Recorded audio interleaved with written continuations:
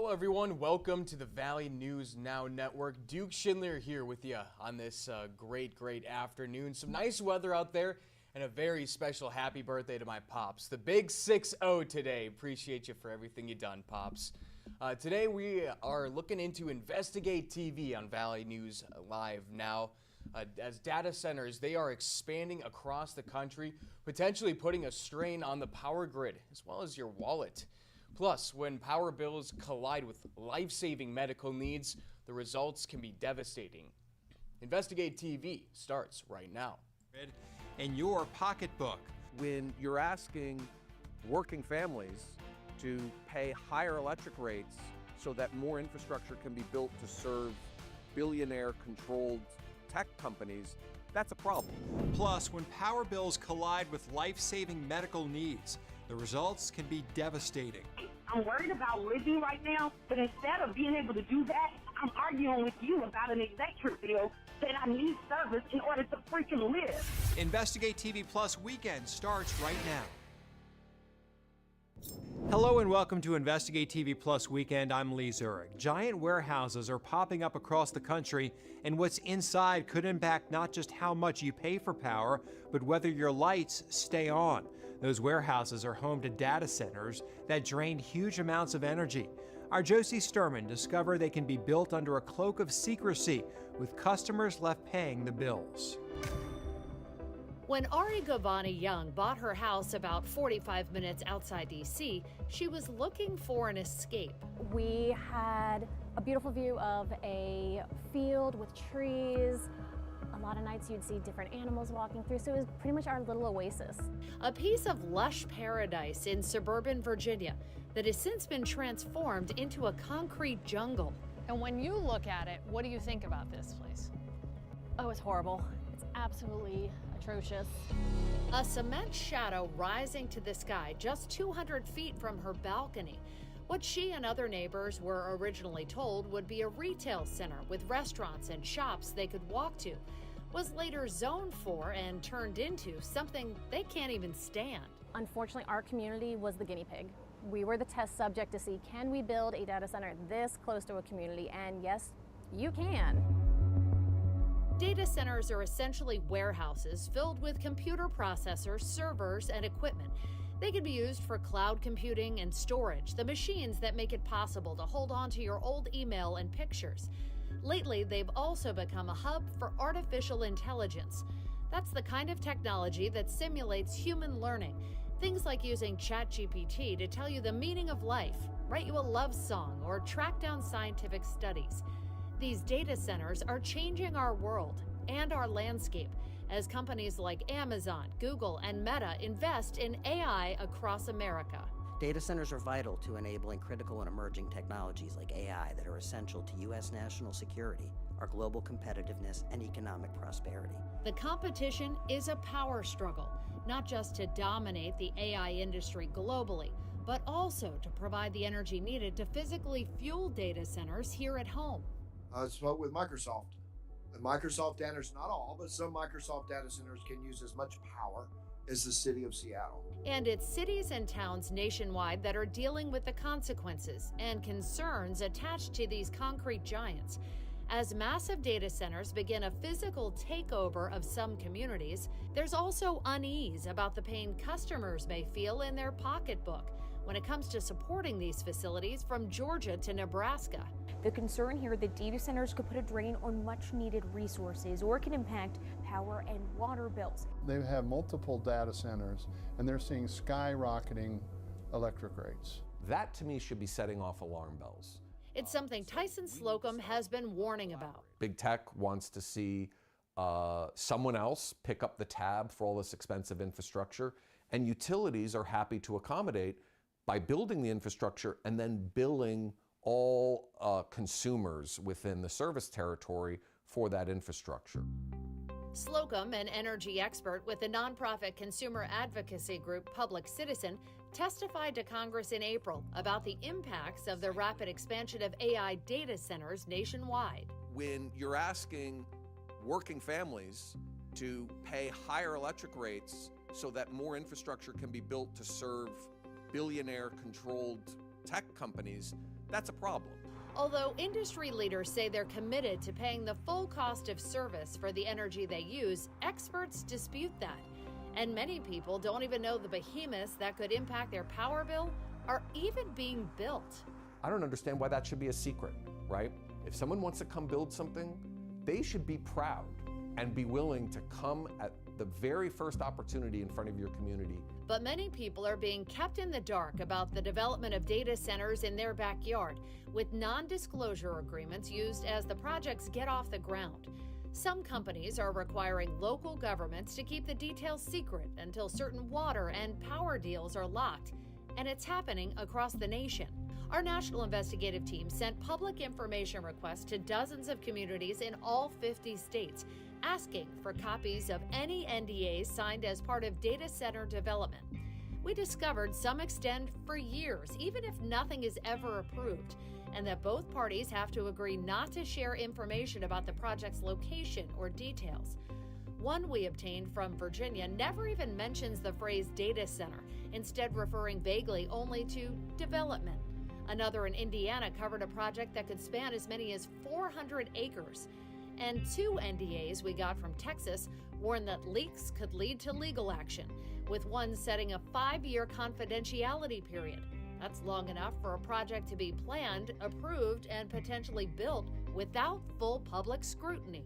We've heard directly from folks that very often, under the terms of the NDA, the big tech companies reach a tentative agreement with local officials, and then the local officials say, okay, now we go to the public.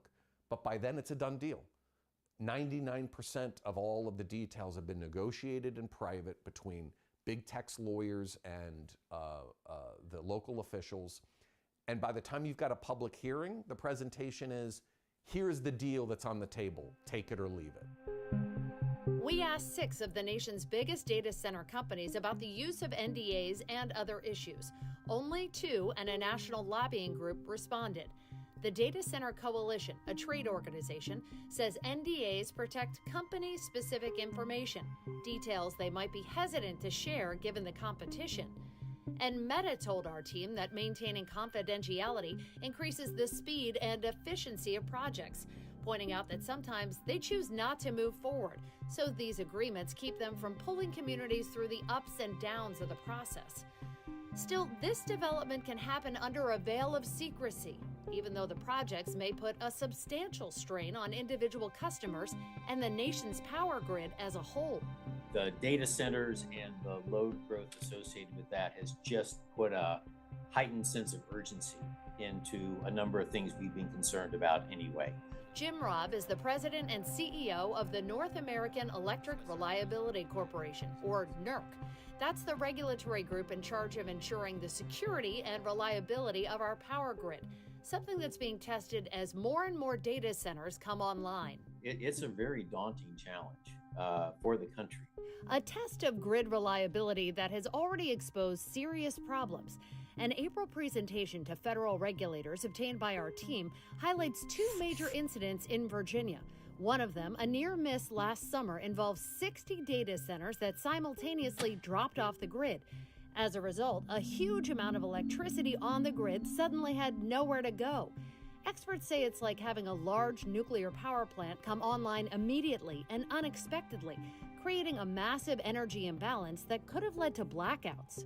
The close calls are very concerning. And if they come off the grid in ways that we don't understand, can't predict, and can't manage, they can introduce oscillations in the grid, instability, which can eventually start to impact people's ability to use power in their homes. Because what this comes down to is if one of these data centers or multiple data centers go offline suddenly, that's going to have a ripple effect that is going to impact Joe consumer that has absolutely nothing to do with the data center. It absolutely could, right? And that's one of the reasons we want to make sure that they're well understood, well modeled, and well controlled.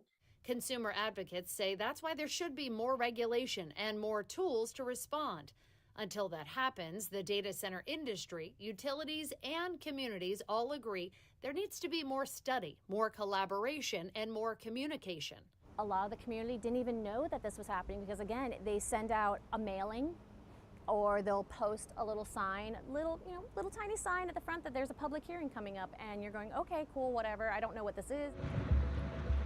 Back in what they call Virginia's Data Center Alley, people like Ari Gavani-Young say developers need to do more to break down the walls of secrecy before they start physically building foundations. What's your message to anyone who hears that there is the potential for a data center to pop up in their community? Get your community on board, get to the meetings, be a voice, be an advocate for your community. That's all we can do. Many of the major data center companies say they're already innovating, looking for ways to reduce grid strain and use renewable energy sources. We also know several states have already proposed or are working on legislation to make sure costs related to data centers are not passed on to everyday consumers. And I need to be turned back on because I have life-sustaining medical equipment. Unless you're going to allow me to die at home, over $80. Coming up, her plea from the edge of a medical emergency raises serious questions about who is and who isn't protected when the power goes out.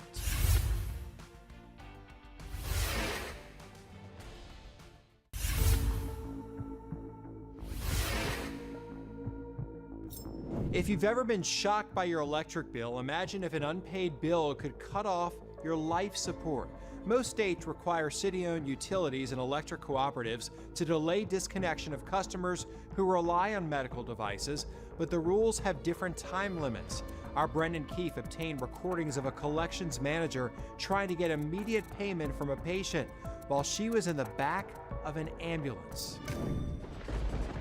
This tornado is a confirmed tornado on the ground. Power lines down everywhere. There's houses that are damaged, buildings damaged. This is a strong, powerful tornado on the ground right now in Spalding County, moving over the city of Griffin. For all of us, a power outage during a storm is an inconvenience. Yeah. For you, it's life. It's life or death. More than 15,000 people without power right now. Without that power, my pump's gonna stop, and then my heart can stop. These batteries power the heart pump keeping Tina Marsden alive 12 hours at a time. After tornadoes in Georgia, she was powerless for 6 days. There was a Griffin fireman and his wife. They were like, you shouldn't have to be going through this, and we're gonna bring you our generator. And that saved my life. The power line to her house, a lifeline. Hello, City of Griffin. I want to postpone this connection. There is an order for it to be disconnected. I can come home with a new prescription, and now all of a sudden I can't afford this prescription, so I have to decide between paying a light bill, paying part of a light bill. I have a heart pump that pumps my heart. And my power was turned off this morning. Unfortunately, we don't do payment arrangements or extensions past the 7-day grace period. If you need power to live, you get one additional day. 1 day. One additional day from that 7 days. The city of Griffin combines electric, trash, and water charges into a single bill. If you don't pay for garbage collection, they cut off your power. And I need to be turned back on because I have life-sustaining medical equipment. Unless you're going to allow me to die at home, over $80. There's no law in Georgia covering these municipal electrical services or electrical cooperatives. They don't have to follow the same rules as, say, Georgia Power. That is correct. So they are self-regulated in a sense. Your protection depends on where you live. Here in New York, customers dependent on life support equipment get at least an extra 3 months to pay their electric bill, no matter who supplies the power. But here in Louisiana, it's a bit trickier because those extended deadlines don't apply to city-run or cooperative utilities. Same here in Ohio, where medical waivers grant at least an extra 30 days for life support customers of investor-owned power companies, just like Georgia Power. But electric cooperatives and city-owned utilities can leave life support customers powerless. Their city commissions make their policies. Good evening, ladies and gentlemen. Welcome to the City of Griffin Board of Commissioners. Tina fought to get Griffin to add a grace period for medically dependent customers. I was hospitalized 23 days last month. But before the City Commission added 1 extra day, Hello. Yes, This is City of Griffin. I'm the collection manager. Tina got a collections call on her way to the hospital. We don't do extensions past your 7-day grace period. It's just a bad time right now because I'm literally in the back of an ambulance being transported to Atlanta Piedmont. I have to have power because I have a life-sustaining medical equipment. I understand you guys don't have a priority list. Like I said, right now it's not a good time. I only answered because I didn't know if you were my doctor's calling. Okay, well, this account has till 6 o'clock today to be paid. So when I'm in the ambulance, can you say that again? The sirens are on. The account has until 6 o'clock today to be paid, or it starts coming up on the cutoff list tomorrow. The only way to keep it from going on the cutoff list, you've run out of your 7 days. I told you I'm in the back of an ambulance. I'm a heart patient, so I'm telling you right now, I'm worried I have a blood clot in my heart. I'm worried about dying. Okay, take care of your personal. Thank you. And I'll pay 75% online. Okay, that'll be fine. I'm pretty sure you'll document this conversation. Ma'am, I thought you were medically concerned right now. Hold on. Okay. I am on the ambulance right now. Come on, So yeah, it's a problem. Because I'm having to talk to you, and I told you, I thought you were my doctor. That's the only reason I answered. And then to receive this type of service from the city of Griffin, that's a definite problem. So you're right. I'm worried about living right now, but instead of being able to do that, I'm arguing with you about an executive deal that I need service in order to freaking live. I will talk to you guys when I get out the hospital. We asked the mayor for a comment or an interview before a recent city commission meeting. The mayor said he couldn't comment because of pending litigation. He then deferred to the city attorney, who replied, no comment. You're just kind of the belief like this is going to happen. People are going to dig. Yep. And gas lines are going to get hit. Yep. Up next, emergency crews say gas leaks are becoming routine. We explain why some fear the risk is being treated as inevitable.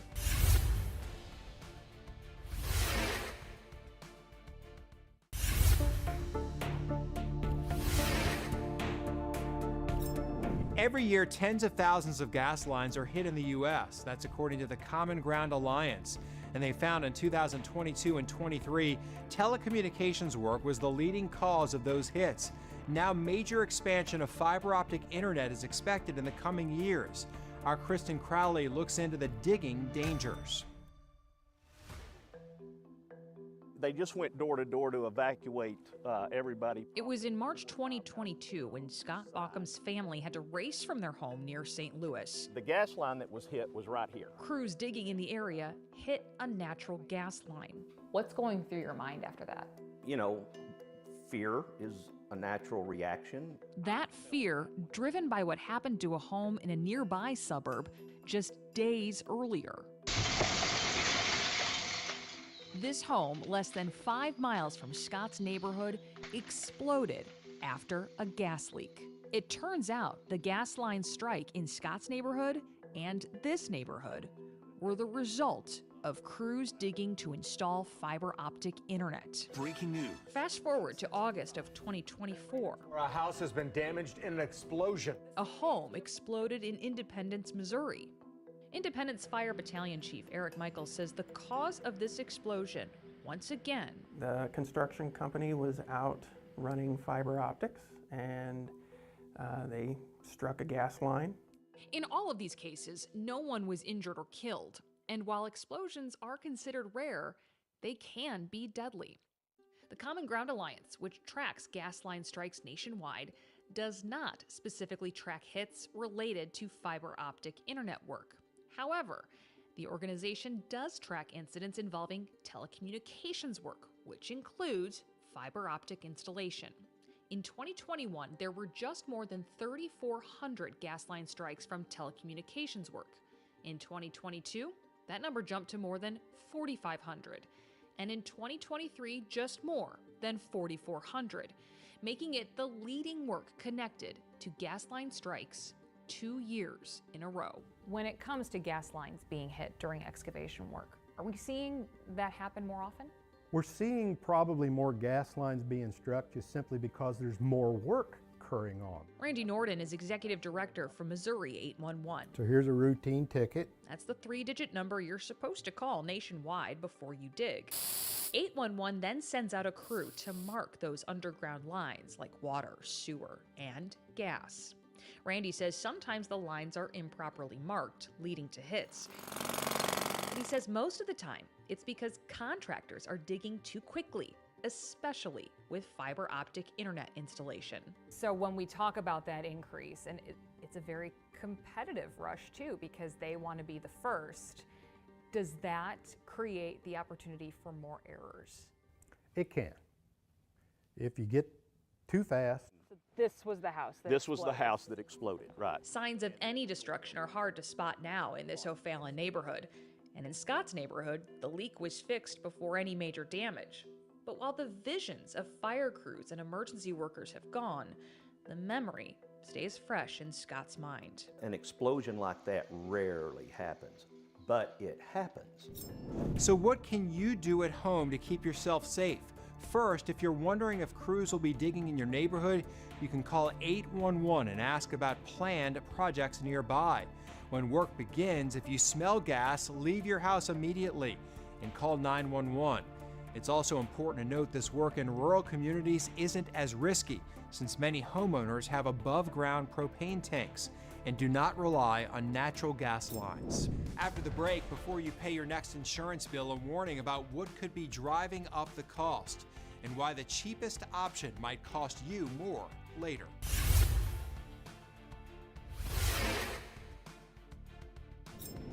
Our in-depth coverage continues. You can get connected to Investigate TV Plus on all social media platforms.